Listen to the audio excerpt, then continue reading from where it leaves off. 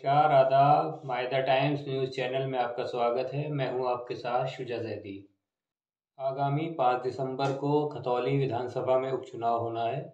एक तरफ रालोद और सपा के गठबंधन के प्रत्याशी मदन भैया की तरफ से स्टार प्रचारक मैदान में उतरे हुए हैं।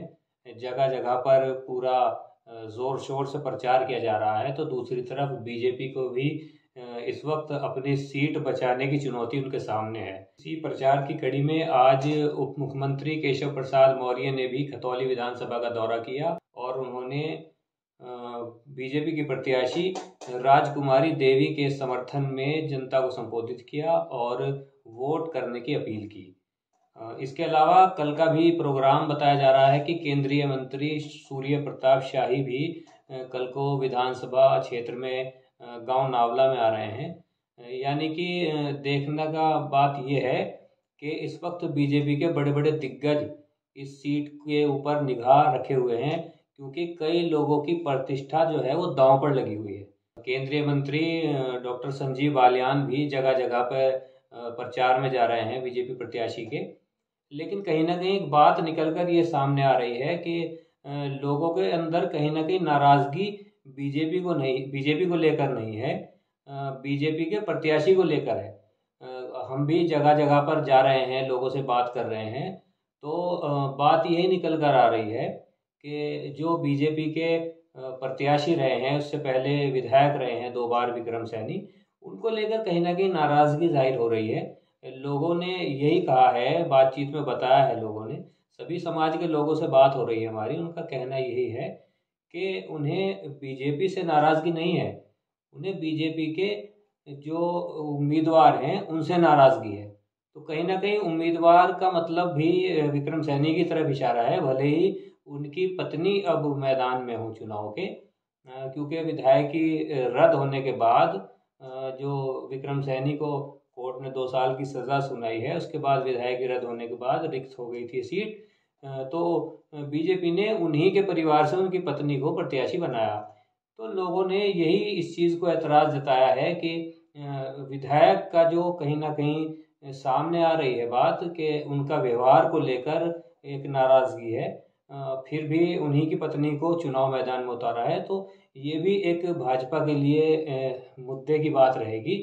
जिस तरह से बीजेपी के पूर्व विधायक विक्रम सैनी को लेकर नाराज़गी जाहिर हो रही है, यानी सभी समाज के लोग इस चीज़ के ऊपर इशारा कर रहे हैं, गुर्जर समाज हो या जाट समाज हो, यहाँ तक कि जो सैनी समाज से खुद विधायक विक्रम सैनी आते हैं, सैनी समाज ने भी कहीं ना कहीं इस बात को बताया है कि उनका व्यवहार को लेकर लोग नाराज़ हैं। दूसरी तरफ जो मदन भैया है इस वक्त, उनका शुरू में तो इतना ज़्यादा प्रचार नहीं था और लोगों ने भी एक मुद्दा बनाया हुआ था कि वो बाहरी प्रत्याशी हैं, लेकिन कहीं ना कहीं वो बाहरी प्रत्याशी होने का जो मुद्दा चल रहा था वो अब कमज़ोर पड़ता हुआ दिखाई दे रहा है। अब कोई इस तरह का माहौल नहीं देखने को मिल रहा है कि वो उन्हें बाहरी प्रत्याशी के तौर पर देखा जाए। लोगों का एक रुझान उनकी तरफ सिमट रहा है। मानने की बात यही है कि कहीं ना कहीं बीजेपी के जो पूर्व विधायक हैं उनकी नाराज़गी को लेकर जो मदन भैया की तरफ रुख किया जा रहा है, वो भी एक अपने आप में अहम बात है। गुर्जर समाज से भी हम लोग गए हैं बातचीत करने, और सैनी समाज में सभी तरह के उसमें लोगों से हमने बातचीत की है। उसमें कहीं ना कहीं मदन भैया को लेकर एक दिलचस्पी दिखाई जा रही है इस बार। यानी बीजेपी को अपनी जो सीट का बचाने का एक चुनौती है ये, वो अपने आप में एक बहुत ही अहम मानी जा रही है, क्योंकि इस वक्त जो विधानसभा सीट है ये खतौली की, वो अपने आप में एक हॉट सीट बन गई है। सभी लोगों की निगाह है इस सीट के ऊपर। इसी वजह से बड़े बड़े दिग्गज नेता यहाँ पर कैंपेन में उतरे हुए हैं और ज़ोर शोर से उनका प्रचार जारी है। इसी कड़ी में आज उप मुख्यमंत्री केशव प्रसाद मौर्य का भी खतौली विधानसभा में दौरा हुआ है। उन्होंने भी जनता से ज़्यादा वोट देने की अपील की है। उन्होंने भी जो बीजेपी प्रत्याशी हैं राजकुमारी देवी, उनके लिए जनता से वोट देने की अपील की है। केशव प्रसाद मौर्य ने मंच से कहा है लोगों को संबोधित करते हुए कि वो खतौली के लोगों से वोट मांगने नहीं आए हैं, बल्कि कर्जा मांगने आए हैं। दूसरी तरफ जो रालोद और सपा गठबंधन के प्रत्याशी हैं मदन भैया, उनका प्रचार प्रसार भी काफ़ी तेज़ी से फैल रहा है। रालोद के जो विधायक हैं वो हर जगह पर जाने की कोशिश कर रहे हैं, जगह जगह पर कैंपेन में नुक्कड़ सभाएं की जा रही हैं। लेकिन कहीं ना कहीं बात ये भी सामने आ रही है कि समाजवादी के जो नेता हैं वो ज़्यादा कैंपेन में नज़र नहीं आ रहे। लोगों के बीच भी उनका जाना आना ना के बराबर दिखाई दे रहा है।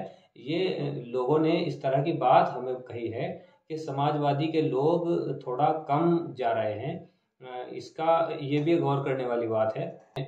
मायदा टाइम्स की टीम जो है वो चुनावी कवरेज लगातार कर रही है। लोगों के बीच हम जा रहे हैं ताकि आपको हर एक खबर से छोटी खबर से रूबरू करा सकें। यदि आपने अभी तक मायदा टाइम्स चैनल को सब्सक्राइब नहीं किया है तो चैनल को हमारे सब्सक्राइब कीजिए और बेल आइकन को ज़रूर दबाएं, ताकि विधानसभा से जुड़ी हुई जो भी खबर हम उसमें चैनल पर अपडेट करें तो वो आप तक समय से पहुंच सके। आप बने रहिए हमारे साथ और देखते रहिए मायदा टाइम्स चैनल।